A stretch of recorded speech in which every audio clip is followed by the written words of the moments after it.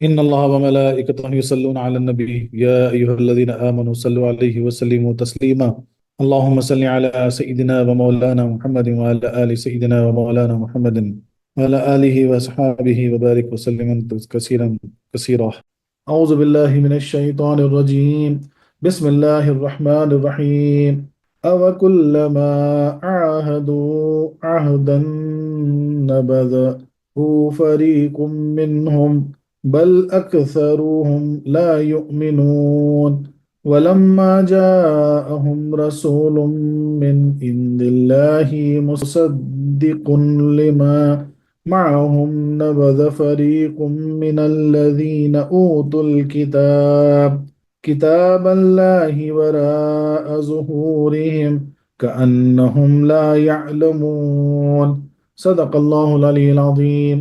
کتاب اور جبھی عہد کیا انہوں نے، کوئی عہد پھینک دیا اس کو ایک گروہ نے ان میں سے، بلکہ بہت سے ان کے نہیں ایمان لاتے، اور جبکہ آیا ان کے پاس پیغمبر پاس سے اللہ کے سچا کرنے والا، واسطے اس کے جو ساتھ ہے ان کے، تو پھینک دیا ایک گروہ نے ان میں سے جو دیے گئے کتاب اللہ کے پیچھے پیٹھوں اپنی، کہ گویا وہ نہیں جانتے۔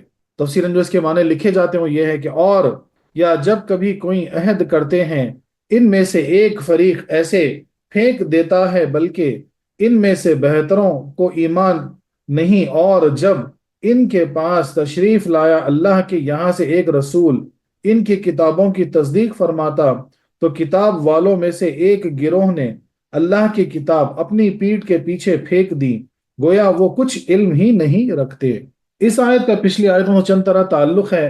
پہلے فرمایا گیا تھا کہ یہود عداوت جبرائیل کی وجہ سے نہیں بلکہ اپنی خباثت کی وجہ سے آیت کا انکار کرتے ہیں۔ اب اس دعوے کا نہایت قوی ثبوت دیا جا رہا ہے کہ عہد شکنی ان کے عام دستور ہیں۔ بتاؤ یہ عہد کا کیوں انکار کرتے ہیں؟ ان میں تو حضرت جبرائیل کا واسطہ نہیں، معلوم ہوا کہ ان کے نفس ہی خبیث ہیں۔ پچھلی آیت میں یہود کا آیت الہی سے انکار کا ذکر ہوا تھا۔ اللہ کی آیتوں میں کفار شک بھی کرتے تھے، مگر اب ان کی عہد شکنی کا ذکر کر رہے ہیں، جو کہ ہر مذہب و ملت میں برا ہے، تو گویا اس میں اعلیٰ کی طرف ترقی ہے۔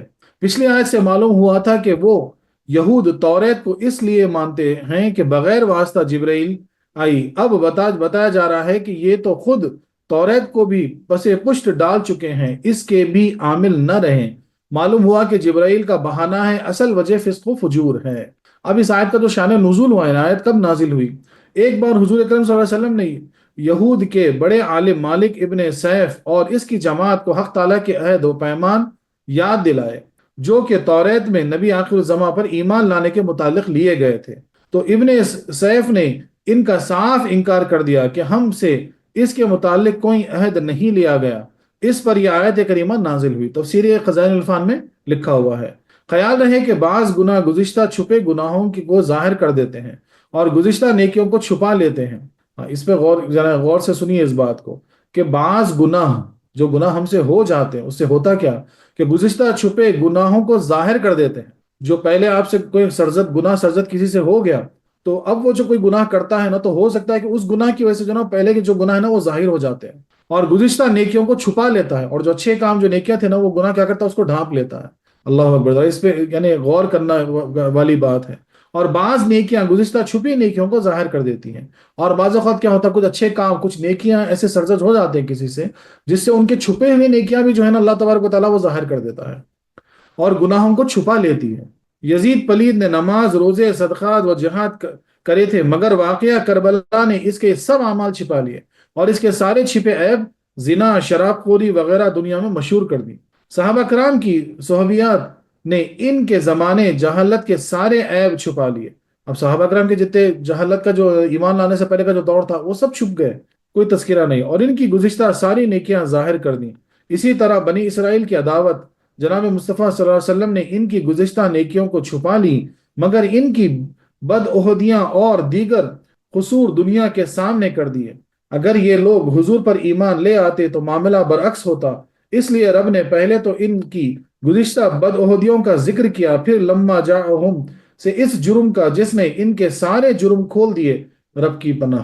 تو اکثر زندگیوں میں یہ معاملہ ہو جاتا کہ ہم سے جو ہے نا یا کسی سے جو ہے نا کوئی ایسا گناہ سرزد ہو جاتا جس سے ہوتا کیا معلوم ہے، وہ گناہ کی وجہ سے جو ہے نا بہت سارے جو غلطیاں پہلے ہوئی تھی جن پہ پردہ تھا وہ لوگوں میں ظاہر ہو جاتی، اور اکثر ہم سے کچھ ایسی اچھی نیکیاں بھی ہو جاتی جس سے ہوتا کیا کہ جو گناہ ہے وہ ان پہ پردہ پڑ جاتا اور نیکیاں جو ہے نا وہ ظاہر ہو جاتی۔ سبحان اللہ سبحان اللہ۔ اوکلما، یہاں ایک فعل پوشیدہ ہے، یا تو واؤ کے بعد یا حمزہ کے بعد اور واؤ سے پہلے، یعنی اولم یکن ذالک کلما، اور یہ کہا نہیں ہوا کہ جب بھی انہوں نے عہد کیا تو توڑ دیا، اور اگر حمزہ اور واؤ کے درمیان فعل پوشیدہ ہو تو یہ واؤ حالیہ ہے یا آزفہ، یعنی اینکم اینکیرون ذالک وکلما علق، کیا ہوا وعدہ اپنے فسق کا انکار کر سکتے ہیں حالانکہ ہر عہد توڑتے ہیں، یا اکفرو بالآیاتی وکلما، یا کیا انہوں نے واضح آیتوں کا بھی انکار کیا اور ہر عہد بھی توڑا۔ غرض کہ یہ سوال یا تو تعجب کا ہے یا انکاری، یعنی اب یہ کیا سمجھا جا رہا ہے کہ جو اوکلما سے جو سوال ہوا وہ یہ ہے کہ اتنی، یعنی جو تم وعدہ کیے تھے وہ بھی توڑ دیے۔ ایسا بولتے ہیں نا، حیرت میں آ کے کبھی بات کرتے دیکھے آپ کہ بولے ارے یہ وعدہ بھی توڑ دیے، بولے اس کو بھی غلط بول دیے، بولے اتنی واضح اتنی صاف دلیلوں کو یعنی آیتوں کو جو ہے نا اس کو بھی ٹھکرا دیے، ایسی بات۔ عہد عہدن، عہد وہ معاہدے سے بنا ہے جس کے معنی ہے آپس میں عہد و پیمان کرنا۔ عہد عہدن تو مفعول مطلق ہے، یعنی مفعول با، اور عہد سے یا تو رب کا عہد مراد ہے یا اس نے یہود سے توریت پر عمل کرنے، انبیاء کی اطاعت کرنے، آپس میں خوریزی نہ کرنے اور نبی آخر الزمان پر ایمان لانے کا عہد لیا تھا، مگر انہوں نے وہ سارے عہد توڑ ڈالے۔ یا نبی علیہ السلام کا عہد جو یہود مدینہ، بنی قریظہ اور بنی نذیر نے حضور سے کیا تھا کہ ہم آپ کے دشمن کی آپ کے مقابل کبھی مدد نہ کریں گے، مگر خندق وغیرہ میں موقع پر عہد شکنی کر کے مشرکین مکہ کی خوب مدد کی۔ اس کے علاوہ بھی مسلمانوں کی خبر خفیہ کفار قریش کو بھیجتے رہتے تھے۔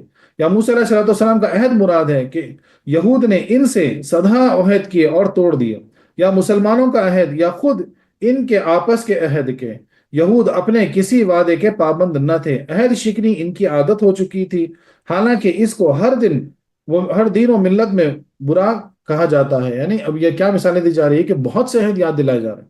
اب یہ جو موسیٰ علیہ السلام کے ساتھ جو عہد کیے تھے وہ توڑے، پھر جو ہے نا بعد میں جو بنی قریظہ اور جو دو قبیلے تھے جو نبی کریم صلی اللہ علیہ وسلم سے عہد کیے تھے کہ بھئی ہم جو ہے نا آپ کے دشمنوں کے خلاف دشمنوں کی مدد کبھی نہیں کریں گے، لیکن خندق کے وقت جو ہے نا ان کی بھرپور مدد کیے، اور ہر وقت جو ہے نا خفیہ راز جو مسلمانوں کے ہوا کرتے تھے مدینہ منورہ سے جو ہے نا وہ کفار تک پہنچا دیا کرتے تھے، اور آپس کے عہد کو بھی وہ توڑ دیا کرتے تھے۔ یعنی یہ قوم میں جو ہے نا عہد نام کی کوئی چیز ہی نہیں ہے، کوئی بھی جو ہے نا ایگریمنٹ کریں گے اس کو بآسانی توڑ دیں گے، اور وہ جھلک جو ہے نا آج بھی نظر آتی، کتنے سادہ ایگریمنٹس کر لیتے اس سے جو ہے نا، اور وہ سب جو ہے نا پھر توڑ دیتے، بڑی آسانی سے جو ہے نا توڑ دیتے۔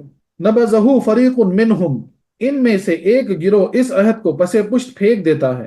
نبدا سے یاد یہ بتایا کہ یہودی اپنے عہدوں کا ذکر بھی پاس اور لحاظ نہیں کرتے، پیٹھ پیچھے کی چیز بالکل نظر نہیں آتی، دائیں بائیں کی چیز کچھ نظر آ جاتی ہے، تو انہوں نے عہدائیں بائیں نہ پھینکا، یا دائیں بائیں نہیں پھینکے عہد کو، بلکہ کیا کیا کہ پیٹھ پیچھے پھینک دینا بولتے ہیں نا، بالکل یا نظر انداز کر دینا، بلکہ پیچھے پھینکا کہ بالکل نظر ہی نہ پڑے۔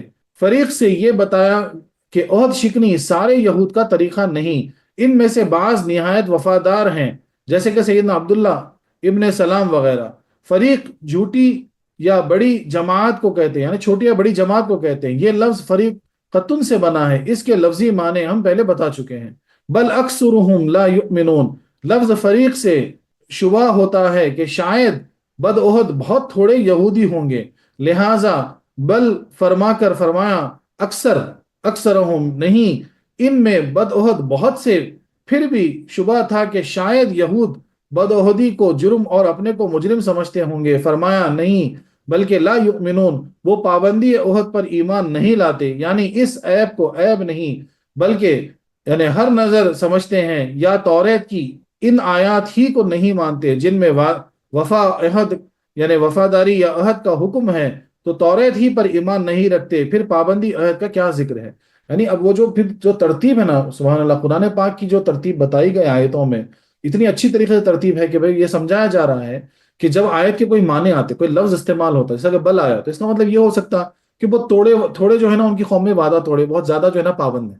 لیکن پھر اس کے بعد آئے اکثر ہم لا یؤمنون، پھر جو فالو اپ جو ورڈز آئے اس سے کیا پتا چلا کہ نہیں نہیں، بہت زیادہ جو ہے نا وعدہ توڑنے والے ہیں، بہت کم جو ہے نا وہ پاس رکھنے والے ہیں. ولما جاءہم رسول، اور عہد خلافیوں کی ایک بڑی وعدہ خلافی یہ ہے کہ جب ان کے پاس وہ بڑے رسول تشریف لائے جن میں چند خاص صفتیں، ایک یہ کہ من عند اللہ، وہ رب کے پاس سے آئے اور بادشاہ کے پاس سے آنے والے حکم کا بہت ادب و لحاظ چاہیے، کہ اس کی مخالفت دراصل بادشاہ کی توہین ہے، مگر انہوں نے اس کی کوئی پرواہ نہ کی.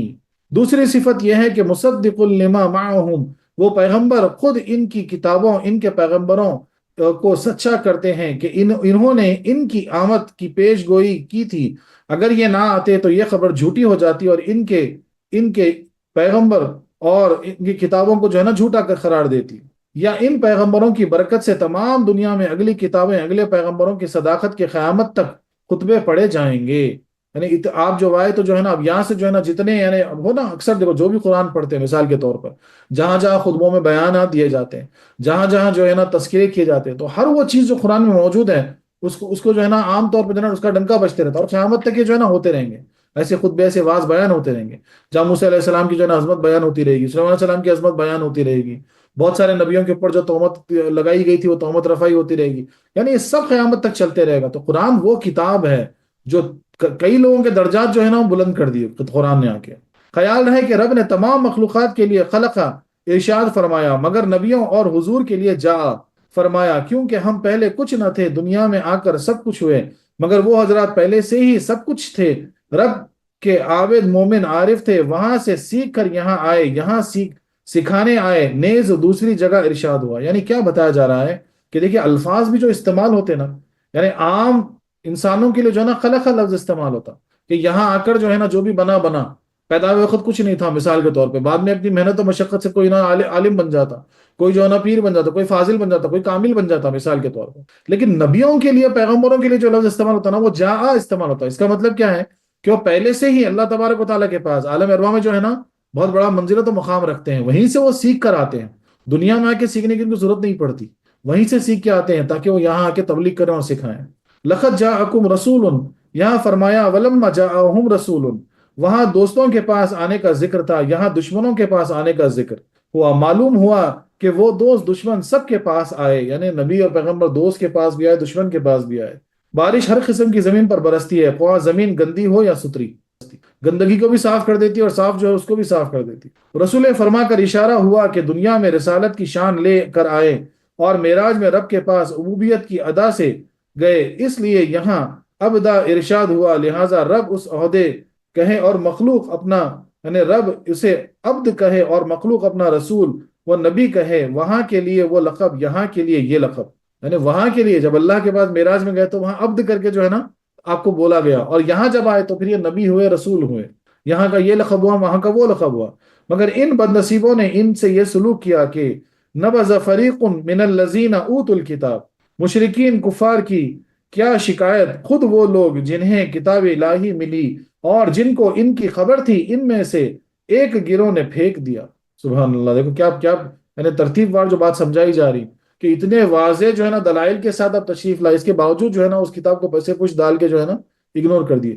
چلو کفار اور مشرکین کرتے تو بات الگ تھی، لیکن یہ تو اہل کتاب تھے، ان کے پاس کتاب آ چکی تھی، اس کے باوجود جو ہے نا انہوں نے ایسا کیا. کتاب اللہ وراء ظہورہم، اللہ کی کتاب کو پیٹھوں کے پیچھے کے اس کی کوئی توجہ نہ کی. خیال رہے کہ اوت الکتاب سے یا تو علماء یہود مراد ہیں جنہیں توریت کا علم تھا، یا عام یہود، اور کتاب اللہ سے یا تو قرآن کریم مراد ہے کیونکہ اس سے کتاب الہی ہونے کا ان کو بھی یقین تھا، یا توریت شریف. دونوں چیزیں بھی ہو سکتی ہیں. اب ہو سکتا ہے کہ جو ہے نا جو بنی اسرائیل کے علماء تھے ان کے طرف اشارہ ہے کہ انہوں نے جو ہے نا توریت کو پیچھے ڈال دیے، یا عام یہودیوں کی طرف بھی اشارہ ہو سکتا. امام صدی فرماتے ہیں کہ یہود نے توریت کا قرآن سے مقابلہ کیا تو مطابق پایا، قرآن کریم کی جلن میں توریت کو بھی چھوڑ دیا کہ ہم وہ کام نہ کریں گے جو قرآنی احکام کے موافق ہو. تفسیر خزائن عرفان میں لکھا ہوا ہے. یعنی جب انہوں نے کمپیئر کیا قرآن کو توریت کے ساتھ جو ہے نا مقابلہ کیا تو صحیح پائے قرآن کو توریت کے اعتبار سے. اس کے بعد ان کو توریت پہ بھی غصہ آ گیا، توریت کو بھی پیچھے ڈال دیے، بولے ہم وہ توریت میں بھی اگر کوئی ایسا احکام ہے جو قرآن میں ہے تو بولے ہم اس پہ عمل نہیں کریں گے. پیٹ پیچھے کی کتاب بالکل نظر نہیں آتی، انہوں نے بھی توریت پر بالکل نظر نہ کی، اور ایسے انجام بنے کہ کأنہم لا یعلمون، گویا وہ قرآن اور توریت کو جانتے ہی نہیں۔ سفیان سوری فرماتے ہیں کہ یہود توریت شریف کو حریر و ریشم کے غلاف میں لپیٹتے تھے اور اس کو سنہری روپہلی رنگوں سے زینت دیتے تھے، مگر اس کے احکام پر عمل نہیں کرتے تھے، اس لیے رب فرمایا کہ انہوں نے توریت کو پھینک دیا۔ یعنی دیکھو، بڑے ریشم کے لباس میں لپیٹ کے کر کے بعد اس کو رکھتے تھے، لیکن اس پہ عمل نہیں کرتے تھے، تو رب نے کیا فرمایا کہ انہوں نے میری کتاب پھینک دی۔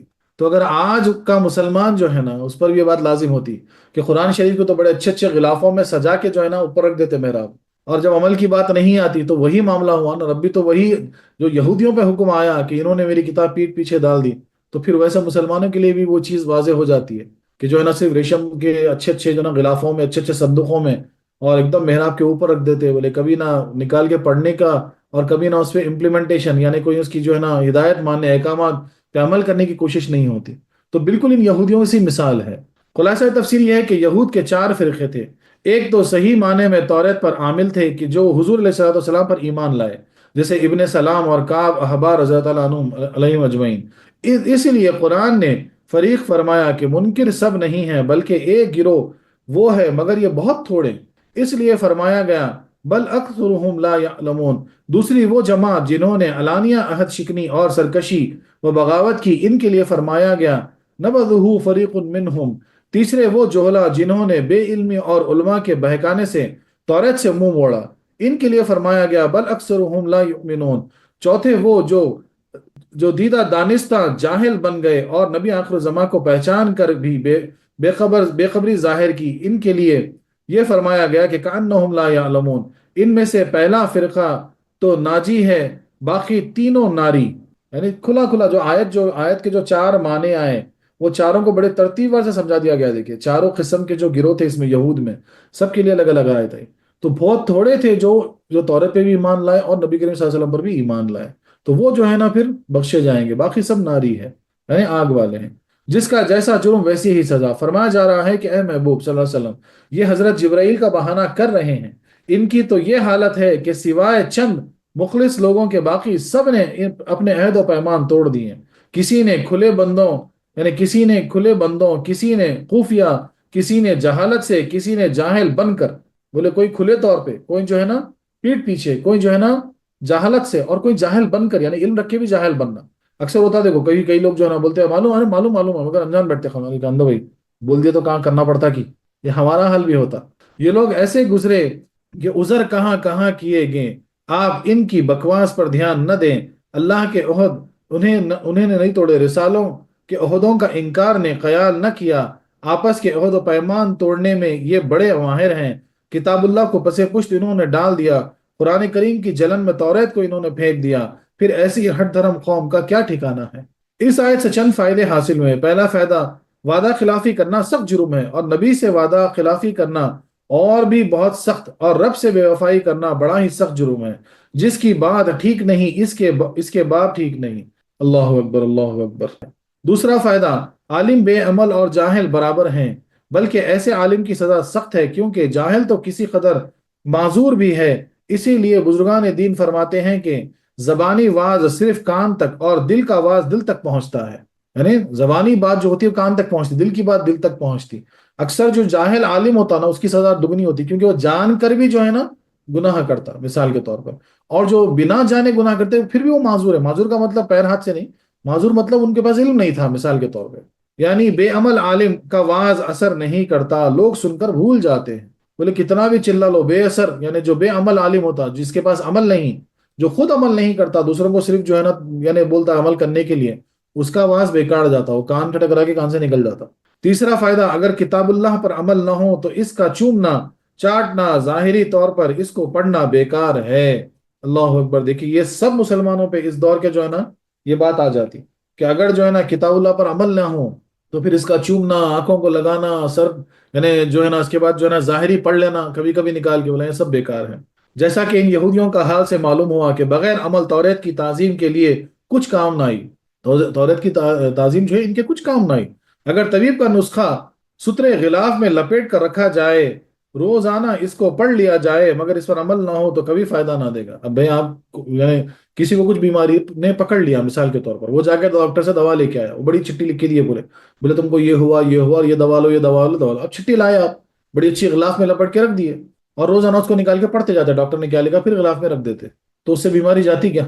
تو ایسی مثال سے سمجھائی جا رہی ہے کہ اس پہ عمل کرنا، اس جب تم عمل کریں گے تو بیماری جائے گی۔ ہم آج جو رونا روتے ہیں کہ دنیاوی ہم کو یہ مسئلہ ہے وہ مسئلہ ہے، ایسا ہو گیا ویسا ہو گیا، اس کی عین وجہ کیا ہے کہ ہم عمل کے میدان میں پیچھے ہو گئے۔ کیونکہ قرآن شریف کی ہم تفسیر میں پڑھ چکے ہیں، اللہ تبارک تعالیٰ کیا فرماتا ہے، تم جب میرے کام میں لگ جاتے ہو، تم جب میرے احکام ماننے لگتے ہو تو میں تمہارا کام کرتا ہوں، تو تمہارا کام کیوں نہیں بن رہا، تو اس پہ غور کرو، کیونکہ عمل کے میدان میں تم پیچھے ہو گئے۔ خیال رہے کہ یہ حکم ان لوگوں کے لیے ہے جو کتاب اللہ کو حق نہ جانے یا بے دھڑک اس پر عمل نہ رہیں، جیسے کہ یہود کا حال ہے۔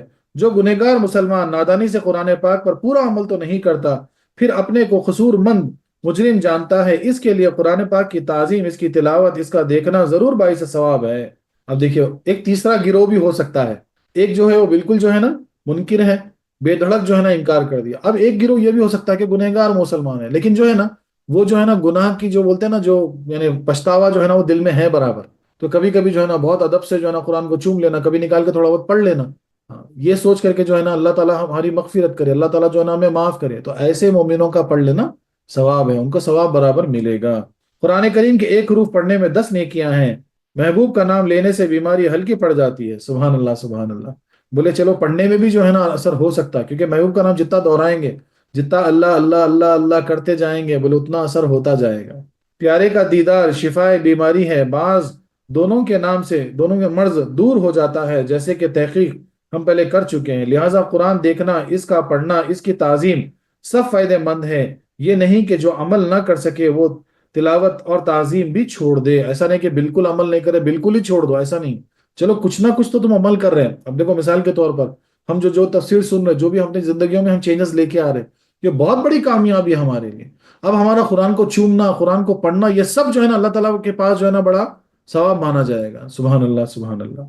چوتھا فائدہ، حضور علیہ الصلوۃ والسلام اپنے ظہور سے پہلے رب کے حضور میں حاضر تھے، کیونکہ فرمایا گیا من عبداللہ عند اللہ، یہ رسول اللہ کے حضور سے آئے، یہ رسول اللہ کے حضور سے آئے۔ حضور الہی سے وہی آئے گا جو پہلے وہاں حاضر ہوگا، یعنی جو حضور الہی سے، یعنی جو پہلے اللہ کے حضور میں حاضر ہو، وہاں سے آیا، مطلب وہاں پہلے حاضر تھے اس لیے آئے نا۔ تفسیر البیان نے لقد جاءکم رسول کی تفسیر میں ایک حدیث نقل فرمائی کہ ایک بار حضور علیہ الصلوۃ والسلام نے جبرائیل امین سے پوچھا کہ تمہاری عمر کتنی ہے؟ نبی کریم صلی اللہ علیہ وسلم جبرائیل امین سے سوال کرتے ہیں کہ تمہاری عمر کتنی ہے؟ عرض کیا تو مجھے خبر نہیں، ہاں اتنا جانتا ہوں کہ ایک تارا یعنی 70,000 سال کے بعد طلوع ہوتا ہے، میں نے اس کو 72,000 مرتبہ نکلتے دیکھا ہے۔ وہ کیا فرما جبرائیل، میری عمر کا مجھے پتہ نہیں ہے، لیکن اتنا معلوم کہ ایک ستارہ ہے جو ہے نا آسمان میں چمکتا ہے 70,000 سال میں ایک مرتبہ، اور میں نے اس ستارے کو 72,000 مرتبہ چمکتے ہوئے دیکھا ہے۔ فرمایا وہ تارا یہ تو نہیں کر کے جو ہے نا، یعنی حدیث میں آتا ہے کہ وہ ہم ہی ہیں، بولے کوئی روایت میں کوئی جو ہے نا آپ جو ہے نا اپنا جو ہے نا پیشانی تھوڑا دکھاتے ہیں امامہ اوپر کر کے، تو جبرائیل بولتے ہیں کہ ہاں یہ وہی نور ہے۔ سبحان اللہ سبحان اللہ۔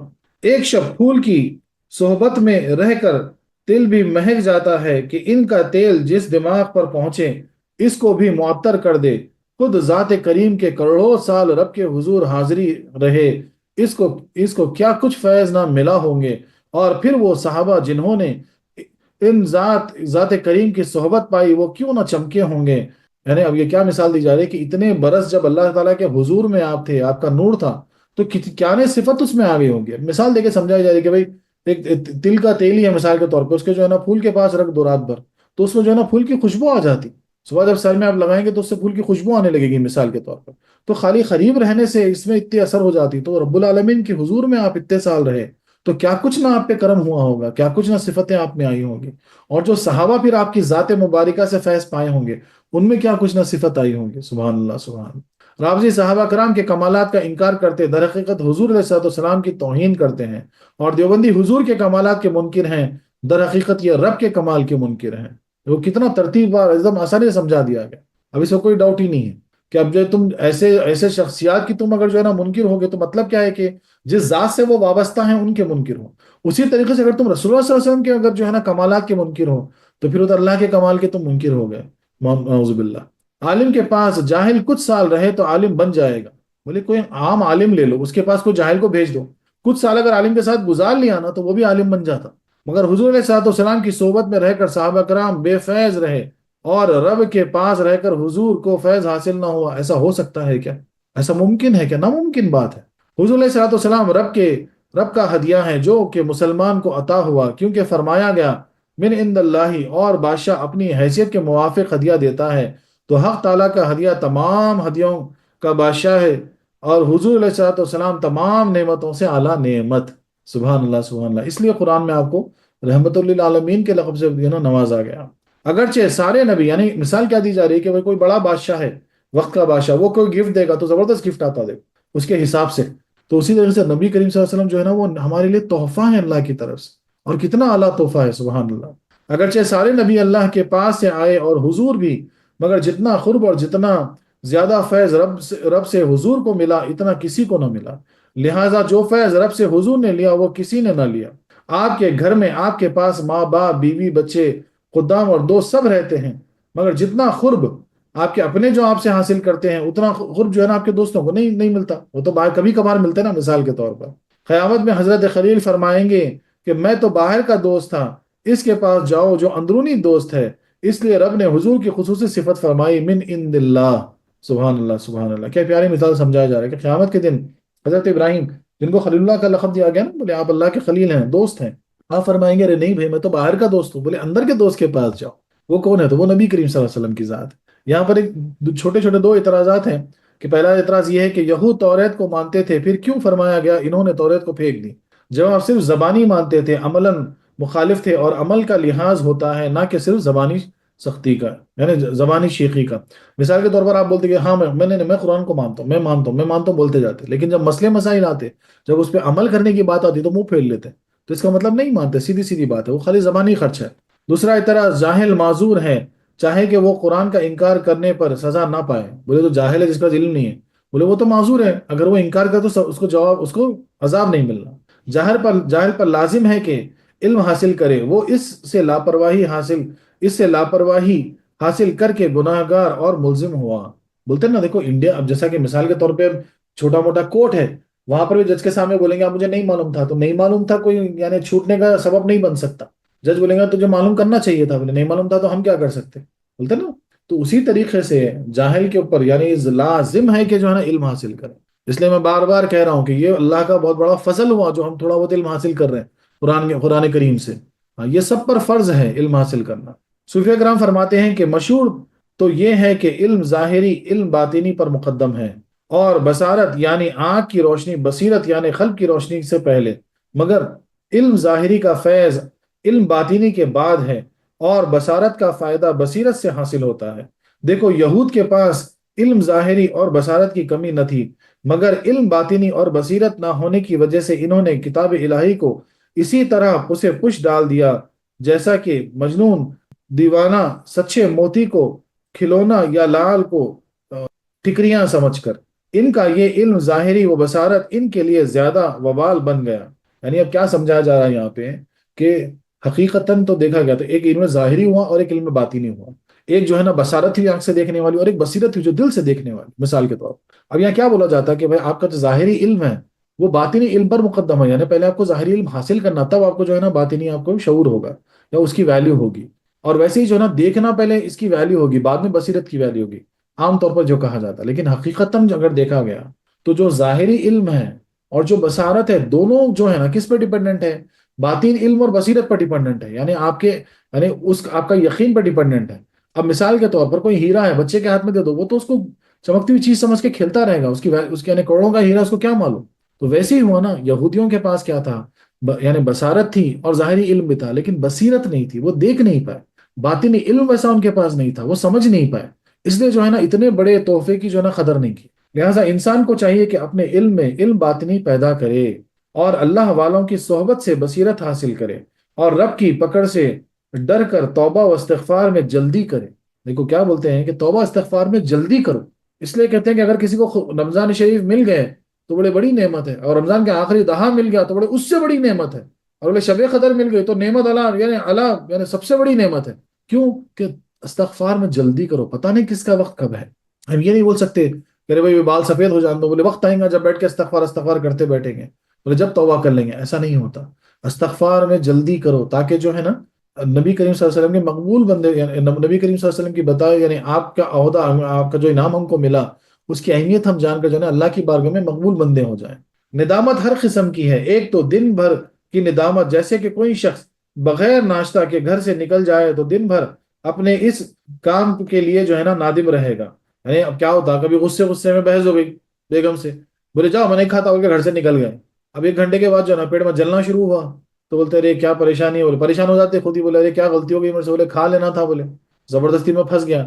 دوسرے سال بھر کی ندامت، جیسے کہ کوئی وقت کے بعد بیچ بوئے، وہ سال بھر تک نادم رہے گا کہ میں نے یہ سال برباد کر دیا. یعنی اب کیا بولا جا رہا ہے کہ یعنی بولتے نا بھائی، اب جیسا بیج بونے کا ایک وقت ہوتا ہے، دیکھو کھیتی باڑی میں، بولے اگر وہ مس ہو گیا تو اس کے بعد اگر بیج ڈالے بھی نہ تو جھاڑ نہیں اگتا. تو وہ کیا بولتا معلوم ہے، ارے یہ سال برباد کر دیا، بولا دیر کر دیا، بولے وقت نکل گیا میرے ہاتھ سے بیج بونے کا. تیسرا کہ عمر بھر کی ندامت، جیسا کہ کوئی خراب عورت سے نکاح کرے وہ عمر بھر پریشان رہے گا. چوتھا ہمیشہ کی ندامت، اللہ اور اس کے رسول کا باغی آخری قسم کا نادم ہے کہ ہمیشہ ہی روئے گا. جیسے کہ تریاق دیکھنا زہر کو دور نہیں کر سکتا بلکہ اس کا استعمال شرط ہے، ایسے ہی کتاب اللہ اور رسول کو معمولی طرح دیکھ لینا زہر کفر نہیں مٹاتا بلکہ ان کی اطاعت و فرما برداری اس زہر کا علاج ہے. نا جو زہریلا کفر کا زہر جو ہے وہ جو ہے نا خالی جو ہے نا دیکھ لینے سے عام طور پہ جو ہے نا اس کا اثر ختم نہیں ہوتا. بولے ویسی آپ کو جو ہے نا اس میں یعنی آپ کو جو ہے نا بصیرت پیدا کرنی پڑے گی. اولیاء کرام کے جو ہے نا اولیاء اللہ کے پاس جو ہے نا بیٹھ کر وہ بصیرت آپ کو پیدا کرنی پڑے گی، ان کی صحبت سے حاصل کرنا پڑے گا، تاکہ جب جو ہے نا صحیح طور پر نبی کریم صلی اللہ علیہ وسلم کا اور قرآن کا آپ قدر کر سکو. اور اگر وہ کریں گے تو وہ علاج ہے زہر کفر کا. ورنہ جو ہے نا خالی دیکھ لینے سے ویسا اثر پیدا نہیں ہوتا. اور ہمیشہ جو ہے نا جو یہ 2 چیزوں پہ مس کر دیا تو پھر جو ہے نا ساری عمر کے جو پچھتاوے میں پڑ جاتے ہیں کہ کاش میں ایسا کر لیتا. اسی وجہ سے کہا جاتا ہے کہ اب جو ہے نا رمضان کا آخری دہا چل رہا تھا، آخراتیں چل رہی، جو ہے نا بہت مقبول دن چل رہے، لیکن اس کو ضائع مت کرو. پتہ نہیں اگلے رمضان تک کتنوں کو ملے کتنوں کو نہ ملے، کتنوں کو تاخرات نصیب ہو کتنوں کو نہ ہو، کتنوں کو جو ہے نا ایسی عبادت نصیب ہو پھر نہ ہو. اس لیے جو ہے نا جلدی کرو، استغفار و توبہ میں جلدی کرو، عبادت میں زیادہ مشغول رہو. یہ دن جو ہوتے ہیں، یہ جو تاخراتیں ہوتے ہیں، یہ بہت اہمیت رکھتے ہیں، اس کو برباد مت کرو. ایک یہاں پر حکایت ہے کہ نصیر الدین توسی جو کہ علم ریاضی کا بڑا ماہر گزرا ہے، ایک ولی کی ملاقات کرنے گیا. کسی نے ان بزرگ سے عرض کیا کہ یہ دنیا کا اس وقت کا بڑا عالم ہے. انہوں نے پوچھا کہ اس میں کیا کمال ہے؟ کہا کہ علم نجوم میں کامل ماہر ہے. فرمایا سفید گدھا اس سے زیادہ نجوم جانتا ہے. یعنی بہت بڑا جو ہے نا ایسٹرولوجی جاننے والا، ایسٹرولوجی جاننے والا. تو یہ جو ہے نا ایک ولی کی ملاقات کے لیے گئے. تو جو بزرگ تھے ان سے فرمایا گیا کہ ارے بھائی بہت بڑے عالم ہیں، بولے بہت کچھ جانتے نجوم کے بارے میں، ستاروں کے بارے میں، ایسٹرولوجی کے بارے میں. تو آپ ہنس کے کیا فرما دیے کہ بولے کیا کون سی بڑی بات ہے؟ بولے سفید گدھا جو ہے نا، مطلب سفید گدھا، بولے وہ زیادہ نجوم جانتا. تو اسی کو بہت ناگوار گزرا اور وہاں سے اٹھ گیا. کمال ہے اتفاق سے رات کو ایک چکی والے کے گھر پہنچا. بولے وہاں سے اٹھ گیا غصے میں، پھر اب کیا معلوم ہے رات میں رات گزارنا تھا، تو ایک چکی والے جو آٹا پیستے نا ان کے پاس پہنچا، جس کے یہاں بہت سے گدھے پلے ہوئے تھے. اکثر پہلے کیا ہوتا تھا معلوم، وہ چکی جو پھراتے تھے نا آٹے کے، وہ گدھے پھراتے تھے، ان کو رسی ہوگی بہت وزن ہوا کرتی تھی. گدھے والا بولا کہ حضرت آج سخت بارش ہوگی، اندر آرام کرو. توسی نے پوچھا تجھے کیسے خبر ہوئی؟ اب چکی والا کیا بولا، آج بہت بارش ہونے والی ہے، دیکھیے آپ اندر آرام کرو. تو توسی پریشان ہو گیا، بولا ارے بھائی یہ کیسا؟ بولے تجھے کیسی خبر ہوئی؟ اس نے کہا کہ جب میرا گدھا اپنی دم 3 بار ہلاتا ہے تو سخت بارش ہوتی ہے. بولے کہ میرا گدھا ہے، اگر وہ 3 بار دم ہلایا تو بولے بارش ہوتی ہے. آج اس نے یہ دم ہلائی، چونکہ کچھ دیر بعد اور تیز بارش آ گئی، تب یہ نادم ہوا کہ واقعی گدھے بھی علم نجوم والے سے زیادہ وقفیت رکھتے ہیں. تو بعد میں پھر ایک دم بارش آ گئی تو پھر نادم ہو گیا، ایکسیپٹ کر لیا اس نے، بولا ارے ہو بھائی گدھے جو ہے نا ہم ایسٹرولوجی جانتے ہیں، ہمارے سے زیادہ جو ہے نا جانتے ہیں. ہوا میں اڑنا، دریا پر چلنا اور بڑا عالم ہو جانا کوئی کمال نہیں. یعنی دریا پر چلنا، ہوا میں اڑنا، بڑا جو ہے نا عالم ہو جانا کوئی کمال نہیں. مکھی بھی اڑتی ہے، بولے مکھی ہوا میں اڑ جاتی، مچھر بھی اڑ جاتا، مچھلی بھی تیرتی ہے، مچھلی پانی میں تیر سکتی. اور چیل آندھی کو اور مینڈک بارش کو پہلے سے ہی معلوم کر لیتے ہیں. اور یہ اوصاف جانوروں میں بھی ہیں. بڑا عالم تو شیطان بھی تھا. یعنی تصوف اور فقیری اطاعت مصطفیٰ صلی اللہ علیہ وسلم سے ہوتی ہے. یعنی کیا بتایا جا رہا ہے کہ یہ کوئی بڑی بات نہیں ہے، ہوا میں اڑ جانا، پانی پہ چلنا وغیرہ، بولے یہ تو صفت جانوروں میں بھی ہوتی، ہاں لیکن کمال کس میں ہے؟ کمال وہ ہے کہ ذرا تصوف میں جو ہے نا وہ کمال پیدا ہو، تو پھر وہ کمال اور ہے۔ سبحان اللہ سبحان اللہ۔ ریاضت نام ہے تیری گلی میں آنے جانے کا، دیکھو کسی نے کیا خوب کہا یہاں پر، ریاضت نام ہے تیری گلی میں آنے جانے کا، تصور میں تیرے رہنا عبادت اس کو کہتے ہیں، تجھی کو دیکھنا تیری ہی سننا تجھ میں گم ہونا، حقیقت معرفت اہل طریقت اس کو کہتے ہیں۔ سبحان اللہ سبحان اللہ، کیا پیاری بات ہے، کیا پیارا اشعار ہے۔ ریاضت نام ہے تیری گلی میں آنے جانے کا، تصور میں تیرے رہنا عبادت اس کو کہتے ہیں، تجھی کو دیکھنا تیری ہی سننا تجھ میں گم رہنا، حقیقت معرفت اہل طریقت اس کو کہتے ہیں۔ سبحان اللہ سبحان اللہ۔ صوفیہ کرام فرماتے ہیں کہ بنی اسرائیل توریت کے منکر نہ تھے، اسے مانتے بھی تھے، اس پر عمل کا دعویٰ بھی کرتے تھے، مگر رب نے فرمایا کہ انہوں نے اسے پیٹھ کے پیچھے پھینک دیا، کیونکہ حضور کا انکار کر کے توریت کا ماننا نہ ماننا، یعنی توریت کا ماننا نہ ماننا ہوا، اس پر عمل نہیں، تمام چیزیں قالب ہیں حضور قلب، بولے تمام چیزیں جو ہے نا وہ باہری ہے لیکن ظاہری ہے، قلب جو ہے حضور ہیں، دل جو ہے حضور ہیں۔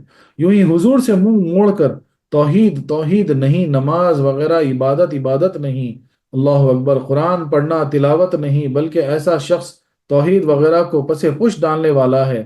نیز جب توریت نے حضور کو برحق کہا، اپنے کو حضور آمد پر منسوخ فرمایا، یعنی توریت خود فرمایا کہ جب حضور آئیں گے تو میں بیکار ہو جاؤں، اپنے آپ کو منسوخ فرما دیا توریت۔ تو بولے ایسے جو ہے نا نبی کریم صلی اللہ علیہ وسلم کو جو اصل قلب ہے وہ لعاب کو چھوڑ کر جو ہے نا کتنی بھی عبادتیں کرنے وہ بیکار ہے۔ وآخر دعوانا أن الحمد لله رب العالمين.